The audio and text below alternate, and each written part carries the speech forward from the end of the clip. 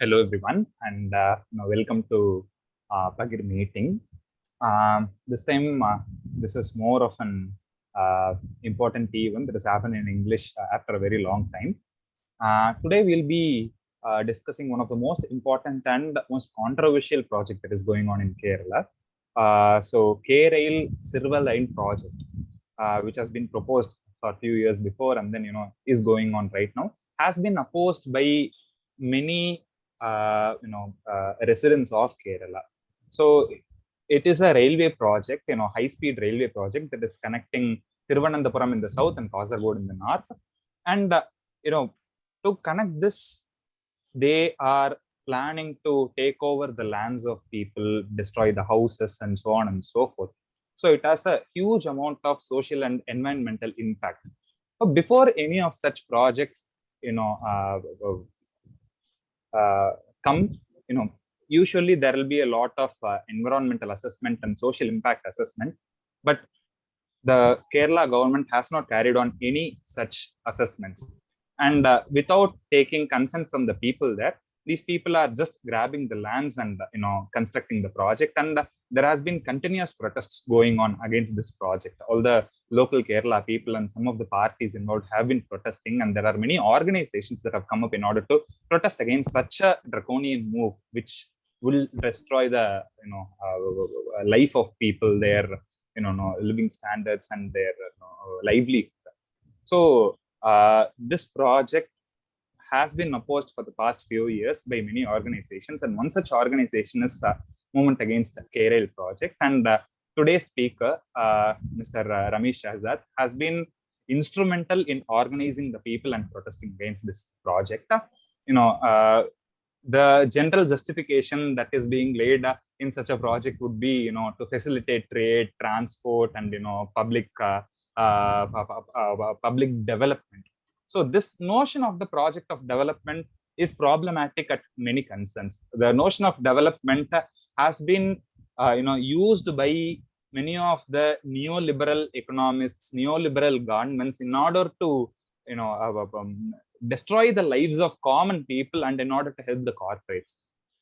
Kerala government, which claims itself to be communist, is also now doing this. Despite their name, what indicates, they are doing this project, and it is, incumbent upon all of us to understand this project and then, oppose it. And today we will be generally knowing what this project is about, how it affects the livelihood of the people of Kerala, and why they are opposing it and how they are opposing it. We will come again, Mr. Rameez Shahazad, to take over the meeting and then, speak. Thank you. Thank you, Bharati. First of all, I'm thanking you to call me for this meeting and for this introduction. And I'm taking a bail because my English is not good. So please excuse me for that. If there is any mistake or a misunderstanding occurred between my speech. So today I'm talking about the K-Rail Silverline project and why people of Kerala is opposing this project. K-Rail, it's a joint venture company made by Kerala government and central government. And Silverline is a SPV, Special Purpose Vehicle of K-Rail company. Means it's a subsidiary company, a subsidiary project of K-Rail. Silverline, as you said, it's a semi-high-speed railway project, semi-high-speed. Its maximum speed, they are saying it is 200 km/h. but the average speed is 120 kilometers per hour. And it will start from Trivandrum, the southern side, and ending in Kasargod, the northern part, covering almost 530 kilometers. And they are saying this length will cover within 4 hours. 4 hours is only needed to cover this area. So that is called, this is the K-Rail project. But why people are opposing this project? If it is good project, it is carrying people from one place to another in a high speed. Why majority of people of Kerala is opposing this project? Because before going to that, we should understand the geography, the environment, the population density, the economic condition of this state, this small state. It's a very narrow strip. Kerala is a very narrow strip, consisting of 3 geographical terrains.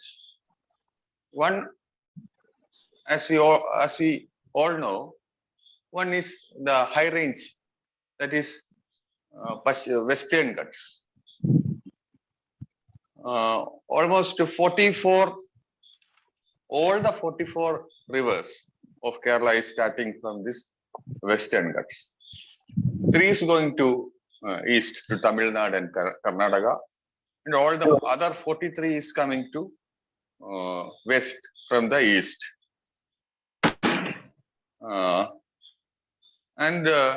This is the Western Ghat region. And next is the Midland. In this Midland, there are paddy fields, other agricultural areas, and small hills, and plain and marshy lands. And the river is also coming through this Midland to the sea. And the third is the seashore. There is also plantation, predominantly coconut trees. And the population in all these 3 regions has immense population, highly dense population.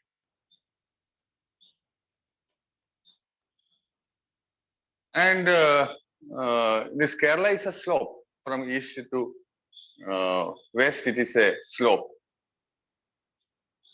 This is the population and environment of the Kerala state.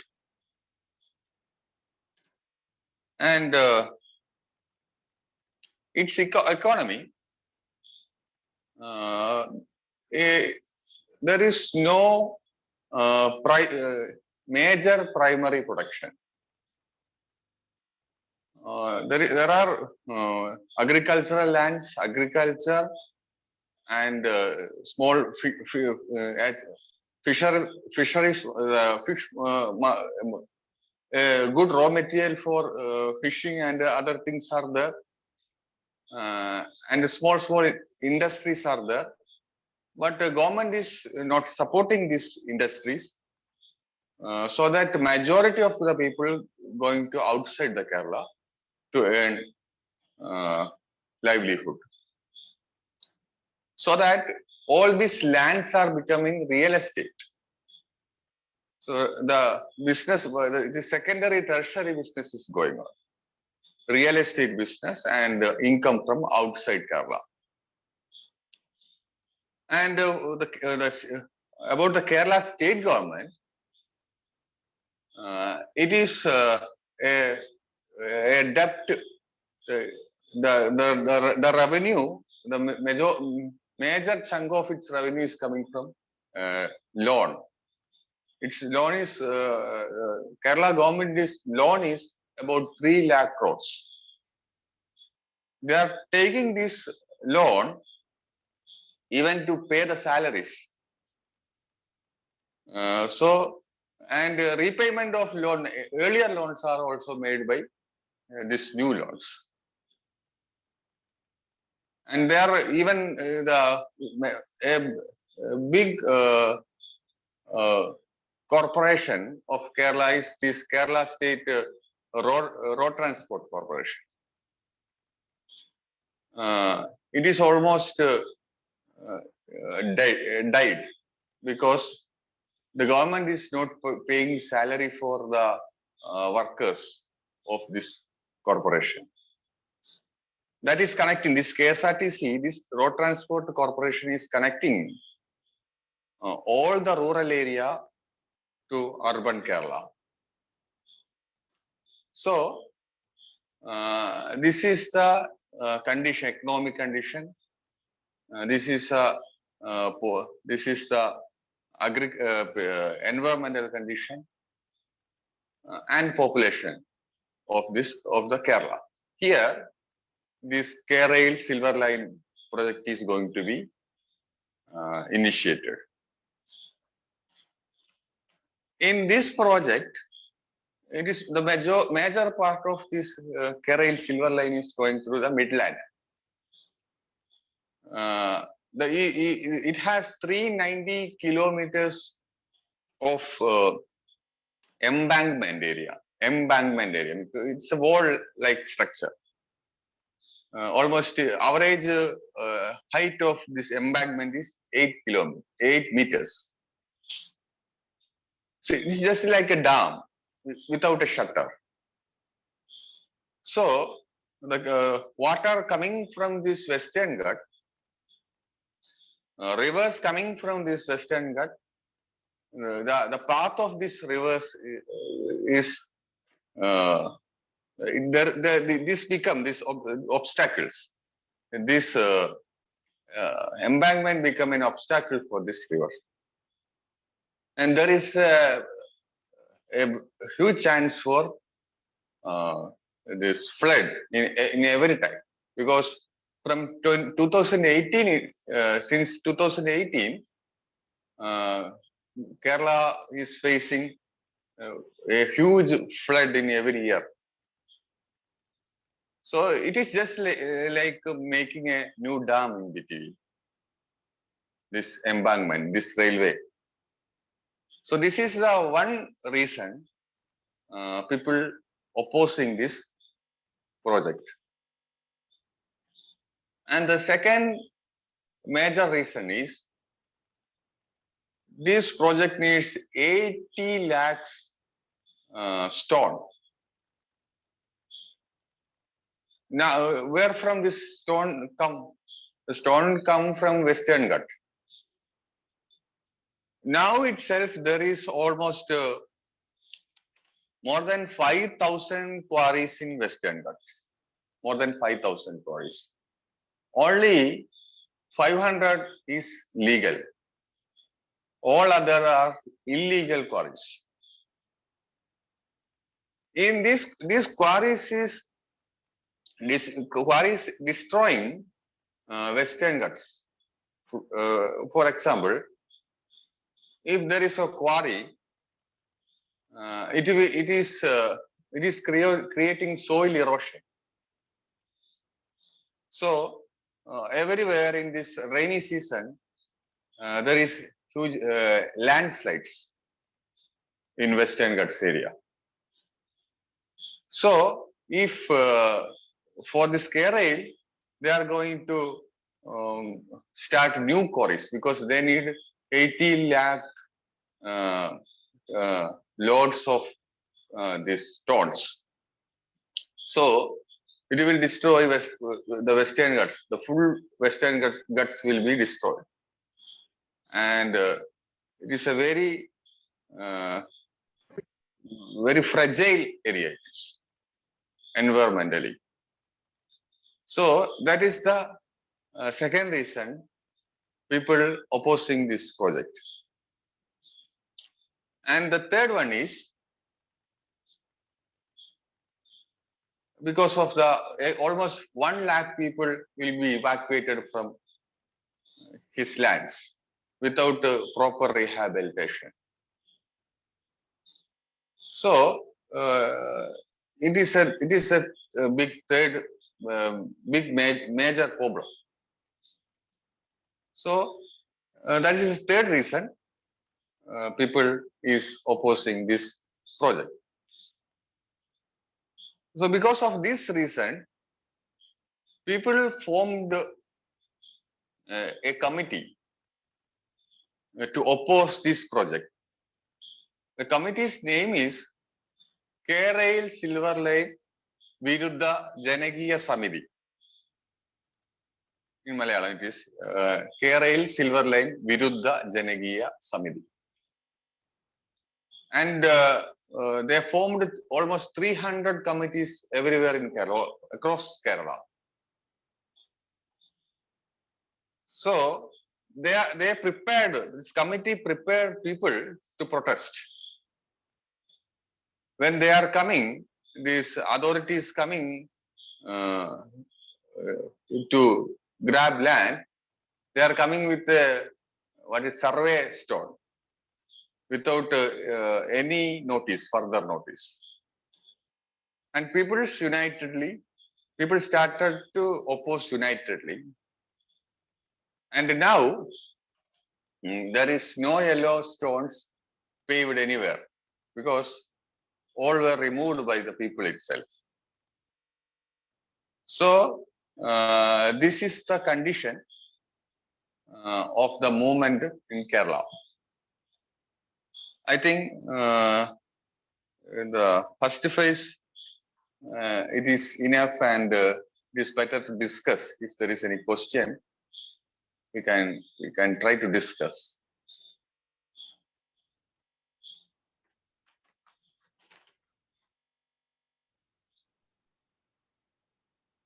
Hello. Yeah, it will be better, if there are more questions, so that we can continue the discussion as such. So first, let me start. Thank you for coming and giving a brief survey of project and how people are opposing. When we generally speak about state repression, state oppression against this kind of movements, we generally have the example of mass amount of evacuations that is carried on even in Tamil Nadu. So, what are all the moves of the government? What are the moves that the government is taking in order to crush the movement and the people who are opposing this project? Government is using police force. Almost in many places, government use the police force and brutal lathi charge. Not lathi, they were not using lathi, but with hands. They are attacking people. It happened anywhere in this Kottayam district, also in Malappuram, in Kollam, everywhere it happened. In Calicut.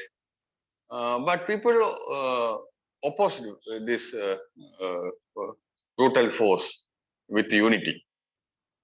People never attacked them, but people opposed with unity. People opposed with courage, and the police the police charged many cases against these people who are participating in the movement. That is another way.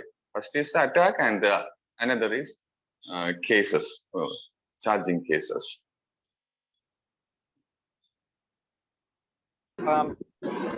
And if people have question, they can raise their hands or just unmute themselves, or they can type it out the questions. So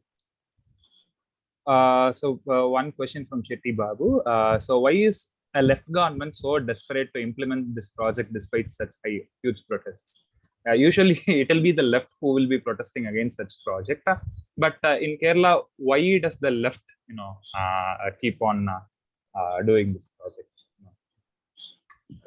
It is clear because it's a huge business. It is almost 1 lakh crore is needed for this project. 1 lakh crore. So the money is coming from outside agencies. It is a loan, loan from outside, and it required more and more quarries. Quarries are owned by private landowners, businessmen, and it required a huge amount of cements.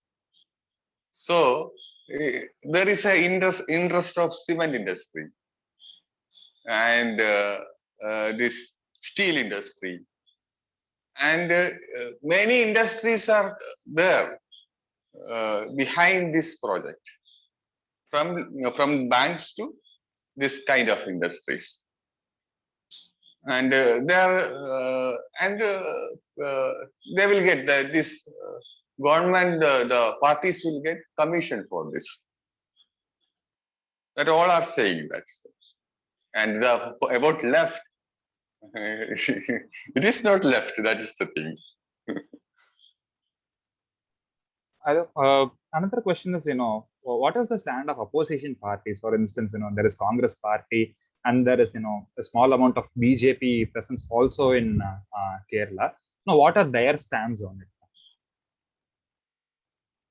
It's this Kerala Silverline is part of national policy. Then also, BJP is opposing this project because they know people opposing this project. So they are with the people. Otherwise, they can't get rooted in this Kerala. And obviously, UDF means Congress, and its allies also opposing this project. And all the other parties, even the inside parties, they are, for example, CPI people. Party officially is with Kerala Silverline, but party members are against this Kerala Silverline, CPI peoples. So almost all parties are opposing this project in Kerala.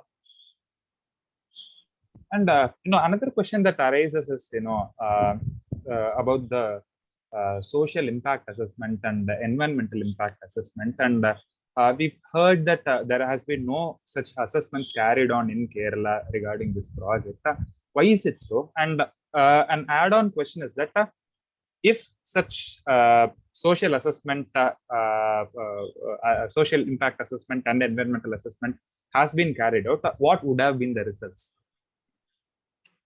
If it has been carried out, the social impact assessment and environmental impact assessment, the project can be established. It is not possible to build a Kerala here because for society, environment and society, for both, this project is very dangerous.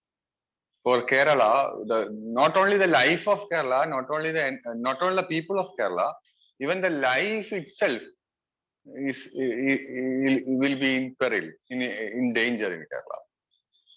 That is all experts are saying. And Arun has raised his hand. Arun? Hello. Am I audible? Yeah, you are. Yeah, comrade. Thank you, sir. It's very briefly you have summarized the issue. What is the issue? What is the current status? What are the problems with the project and all? Very briefly you have summarized it. Thanks for that. My question is that we all know Kerala, it's a lot of migrants. I mean, even a lot of migrants live in Kerala also, as well as Malayali, the Kerala people also migrate outside. So it's not really specifically to Kerala project, but I'm just asking, when such a issue, such a huge project that's going to cause a lot of environmental degradation, how does this migrant people from Kerala who got migrated to other part of the world, who in a way responsible for they send the revenue back to the home country, to the home state actually. So how do they? Hello, 1 minute. Please Yeah. One repeat. second. I won't disturb me.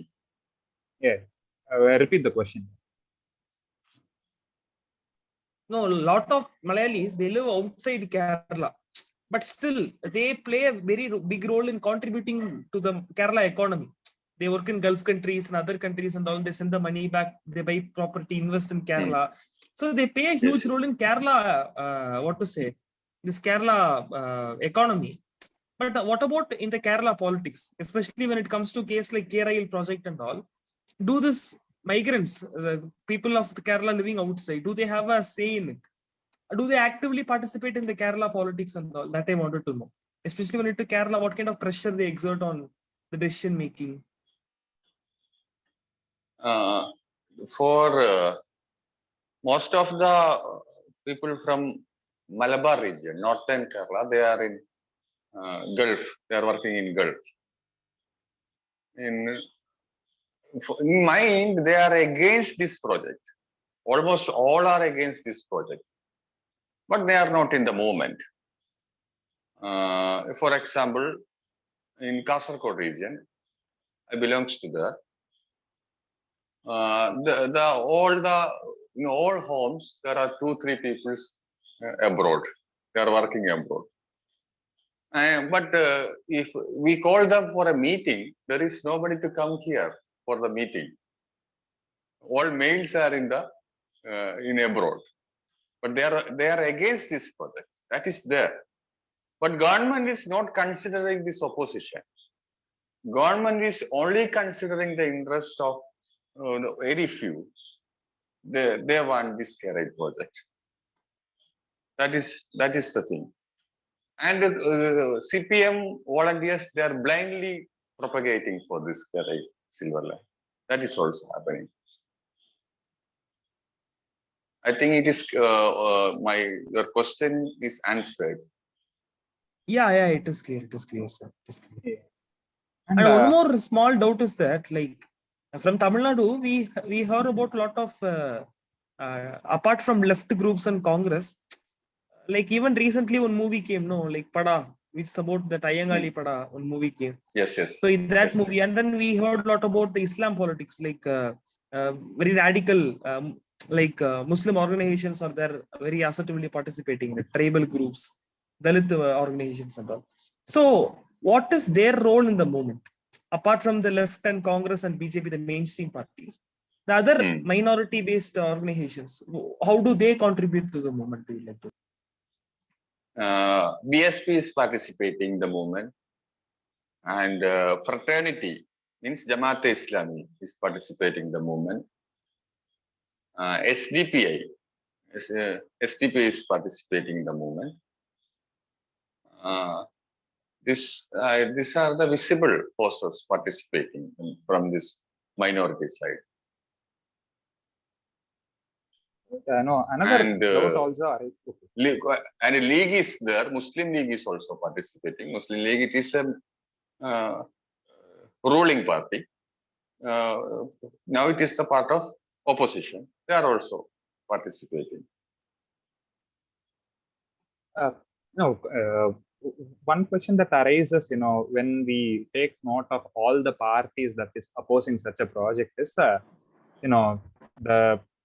you said that it is a coalition between the center and the state in implementing this project, but BJP in the state is opposing it.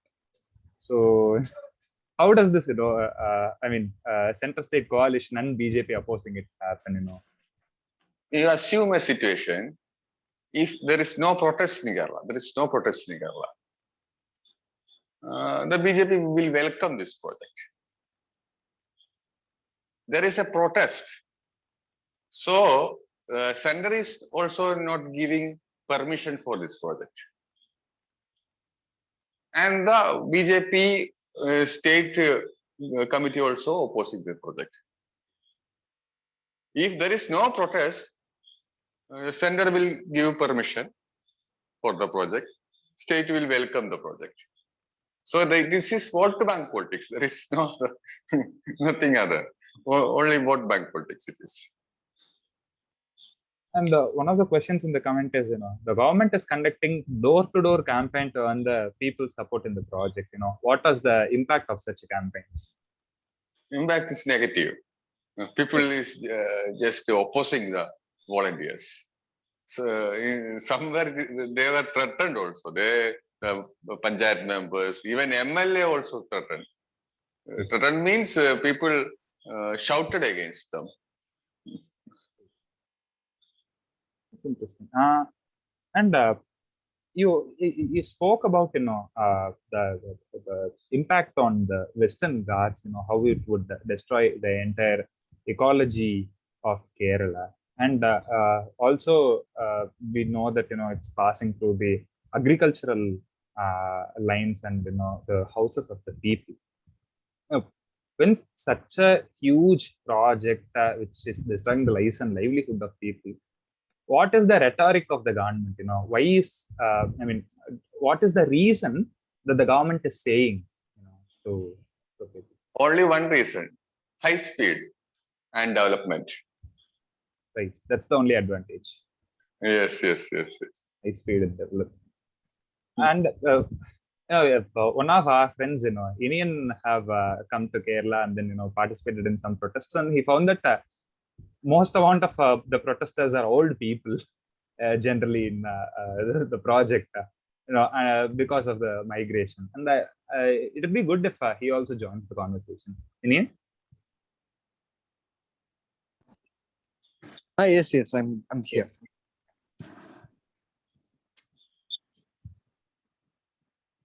You made certain observations, right? If you could participate in the conversation, it would be. Yeah. No, just that I was in Kasargod with Shahazad, and we were it was a 4-day walking protest, and so my experience was that like in the district, it's a in that way it's a smaller district, and the important people from the city have they participated in the protest, and that was something we could visibly see. Like I have some questions in this regard to Shahzad, that whenever I come to Kerala, or not myself, anyone for that matter, we always feel that the transportation, though the kilometers are less, we tend to travel more because of the geography as such, and that is the major rationale that is kept by the government, the LDF, that we will with this project we'll try to make your lives easy that way. So how do we understand this? Because in the urban part, people who live in Trivandrum, people like there is an elite section. There is a section of an upper middle class people who says that such projects are needed. Like, how do we face such arguments? Like, what is your response? That way, if Shahzad can answer that, it will be helpful. Yes. Speed is good. We need speed. But for example, I'm just taking an example. When I'm going to, I like Benz car than Maruti Suzuki's car. If I have money, I will buy Benz. But when I am going to buy a car, I only buy Maruti Suzuki because it is cheap, affordable for me. Likewise, Kerala is good if it is affordable. It is not affordable for all. It is just like it is only affordable who is using Benz. It is not affordable for all the Keralites. So as Kerala's official saying, it is not for all. It is only for few people. Majorities are restricted from this speed railway. So that is the reason we are opposing this project. I think If you can little elaborate why it is for few and why it is not affordable, if you can little elaborate on that. okay. So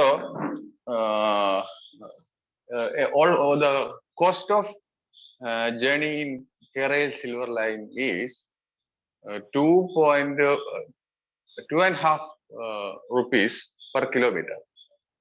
If it is possible to finish the project with the 64,000 rupees, but Nidhi Aayog is saying the project will be finished with 1,25,000, almost 25 crore only. That means the traveling charge will be doubled. It will be doubled to 5 per kilometer.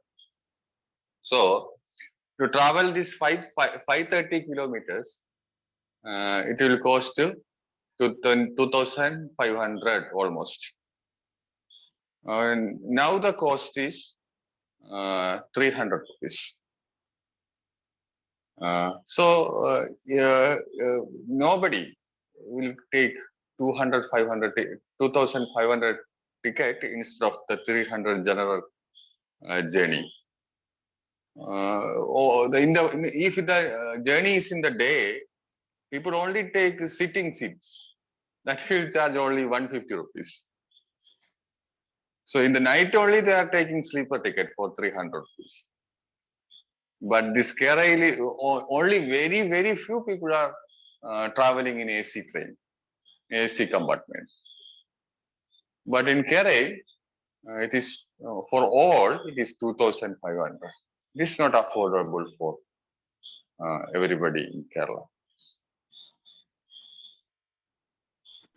I think it is.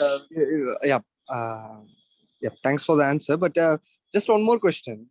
Can you little elaborate on what the ruling party, like not the government, but the party is feeling? Because like recently the Congress happened, the CPM Congress happened, and we also feel like you earlier mentioned that CPI, some section of them had differences with the project as such. Can you elaborate, like what are the inner criticisms or people who are actually saying about against this project as such?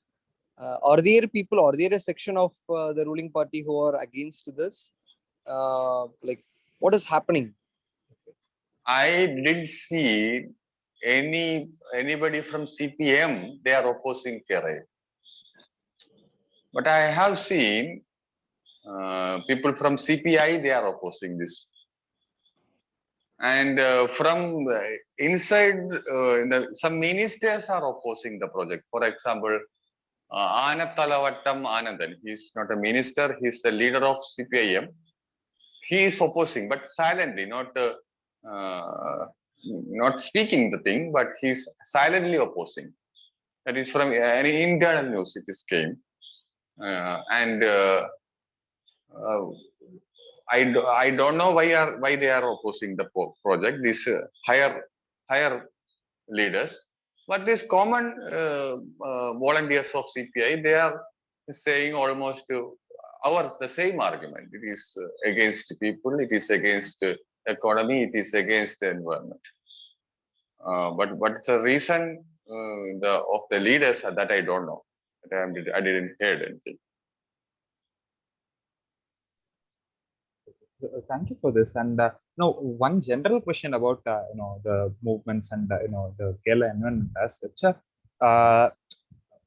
One of the common complaints against the state of Kerala as such is that there is not much of a white collar jobs in the in Kerala. That is why a lot of people can be seen migrating throughout India and throughout throughout the world as such. Perhaps one of the reasons is that there is less amount of industrialization that has happened in Kerala, and is this a move by the Kerala government to increase industrialization as such? And if you could comment generally upon the state of employment and unemployment situation in Kerala, this would help us, enlighten. Learn a lot about the current project. The first question, why there is no many industries? Because there is no much raw material. For industry, there should be raw material. And there should be the end product users, enough end product users. Both are not adequate here. This is the one argument I heard. This is not my argument. It is an argument by an economist he put in his talk. And the second thing is unemployment and unemployment. Employment will be there if the government is promoting the local opportunities. There is space for agriculture. If government promote agriculture, government is giving subsidies for the agriculture, there should be employment. People will go to agriculture. And there is fishing. A huge opportunity is there. But government is not supporting. Kerosene price is increasing here. I think it is 125, almost 125 rupees for liter. And agriculture is not promoted, fishing is not promoted, and such kind of nothing is promoted here. Only this huge loan, huge investment is promoted by the government. There are many educated engineers and medical professionals here. They are unemployed. So unemployed is a very big problem in Kerala. But they are not allocated anywhere, because doctors are needed in government hospitals. Shortage is there, but they are not appointing doctors. Nurses are needed, but enough nurses are there, but they are not appointed. That is happening. That is the problem. So manpower is here, educated manpower is here, but allocation is not there. Yes, that's. Can you tell us a little about the current status of the movement? How you are coordinating the people and what sort of challenges you have? This might be the current stage. There was a by-election in Kerala. There UDF won, means Congress won. There the chief minister spoke. We will build K-Rail Silverline here. That means they propagate. They used this K-Rail Silverline for propaganda, but they defeated there. So government is now saying that we will not build this K-Rail Silverline without permission from central government. But K-Rail officials, this separate entity, they are saying we will build K-Rail Silverline. So there is a confusion. At the same time, there is a hope in the people because they defeated in the election. So they will not, they have no courage to do the K-Rail Silverline product, to go with this project. But at the same time, we are saying that we are also, now also we are in the movement because they are not withdrawn the project. Without withdrawing, how we will go from this field, from this war? So we are now also trying to organize people. Yesterday in Kottayam, there was an SP office march. SP office march means they charged many cases against our people. So we are saying that to withdraw those cases. And in Kannur collectorate, there was a collectorate march in Kannur. So such a kind of agitations are going on here, even now. Right. I know another question, Basilist, he asks if Congress or BJP come to power next time, will they stop the project?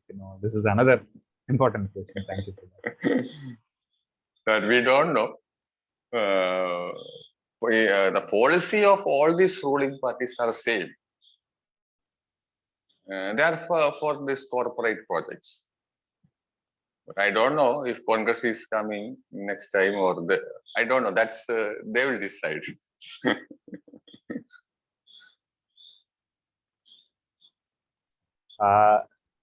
Thanks a lot for the talk, and I'll just check if I have left any questions from the comments. I think that's it. Yeah. Thanks a lot for coming and taking time to talk with us about the movement. And thank you for the participants for engaging with Mr. Shahazad. Next week we will have one such program on Saturday, and as usual on Thursday there will be literature meet that will be happening. And thanks a lot again. We look forward to calling you next time to talk about some other topics as well. Thank you. Thank you.